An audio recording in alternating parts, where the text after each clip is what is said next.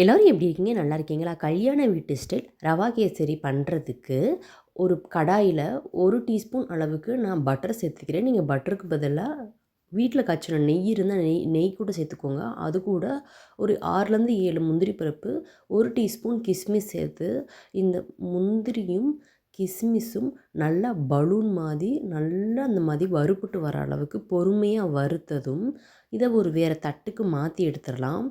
நான் வந்து இன்றைக்கி 1 டம்ளர் அளவுக்கு ரவை எடுத்திருக்கேங்க, ஜூஸ் குடிக்கிற டம்ளரில். இப்போ அதே பேன்லேயே நம்ம எடுத்து வச்சுருந்த 1 டம்ளர் ரவையை சேர்த்து சிம்மில் வச்சு ரவை வந்து நல்லா பொறுமையாக நம்ம வறுக்கணும். ரவை வந்து நல்லா வறுபட்டு வாசம் வரணும், அப்படியே வீடே வந்து அந்த வறுபட்ட வாசம் அந்தளவுக்கு வறுபட்டதும் ரவையை தனியாக எடுத்து வச்சுட்டு 1 டம்ளர் ரவைக்கு 3 டம்ளர் அளவுக்கு தண்ணி சேர்த்து அது கூட ஒரு 1/2 டீஸ்பூன் எண்ணெய், 1 டீஸ்பூன் நெய் சேர்த்து நல்லா இதை மிக்ஸ் பண்ணிவிட்டு தண்ணி வந்து நல்லா நம்மளுக்கு வந்து கொதிச்சு வரணும். கொதிச்சு வந்ததுக்கு அப்புறம் தான் நம்ம ரவையை சேர்க்கணும். அப்போ தான் நம்மளுக்கு டேஸ்ட்டும் அதோட ரவையோட வந்து பதமும் கரெக்டாக இருக்கும்.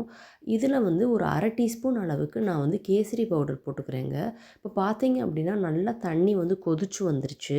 நம்ம வறுத்து வச்சுருந்த 1 டம்ளர் ரவையை ஒரு கையில் வந்து ரவை, இன்னொரு கையில் வந்து கரண்டியை வச்சு இப்படியே கிளறி விட்டுட்டே இருங்க. லைட்டாக கட்டி தென்படுற மாதிரி இருக்கும்.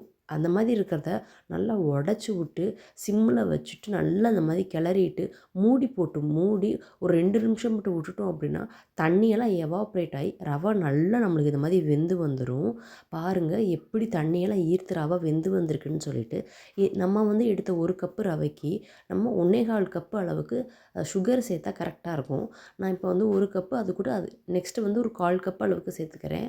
1 1/4 கப்பு நீங்கள் வந்து இனிப்பு கூட சாப்பிடுவீங்க அப்படின்னா 1 1/2 கப்பு அளவுக்கு கூட சேர்த்துக்கோங்க. நான் கம்மியாக தான் சேர்த்துருக்கேன். பார்த்தீங்க அப்படின்னா இப்போ சுகர் சேர்த்த உடனே அப்படியே தண்ணியாக விட்டு வந்திருக்கு.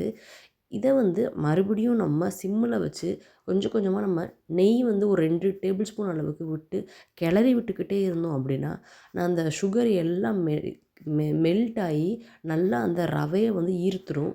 1 டீஸ்பூன் அளவுக்கு ஏலக்காய் வந்து மிக்சியில் அடித்ததை சேர்த்து அது கூட மறுபடியும் ஒரு 2 டேபிள் ஸ்பூன் அளவுக்கு நெய் சேர்த்துக்கிறேங்க.